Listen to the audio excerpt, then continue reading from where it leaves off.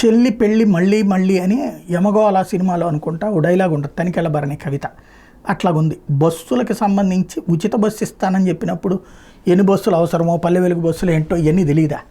హామీలు ఇచ్చేటటువంటి సందర్భంలో సంపూర్ణ రుణమాఫీ చేస్తాననేది, ఒక్క రుణమాఫీ చేస్తానని రోజున అడిగినప్పుడు ఎట్లాంటిది ఉందో అట్లాగే మొన్న కూడా ఎట్లా తీరుస్తారంటే నా అనుభవంతో నేను తీరుస్తానని చెప్పేసి అన్ని పథకాలు చేస్తాను సూపర్ 6 అని చెప్పి ఇప్పుడు అవన్నీ పక్కన పెట్టేసి అందులో ఉచిత బస్సు అన్నటువంటి దానికి 2000 బస్సులు కొనాలని నివేదికట. ఇది 3 నెలల క్రితం 4 నెలల క్రితం మనమే మాట్లాడుకున్నాం, ఇన్ని బస్సులు కావాల్సి వస్తాయి అన్నట్టు. పల్లె వెలుగు బస్సులకే ఇది ఇంకా అక్కడ మిగతా రాష్ట్రాల్లో అయితే అన్నీ చేస్తున్నారు. బేసిక్గా ఇప్పుడు 2000 బస్సులు కొన్న తర్వాత ఉచిత బస్సులు ఇస్తానంటారా, లేకపోతే కనుక ఈ లోపే ఉచిత బస్సు ఇస్తున్నాం అయినా అని చెప్తారా?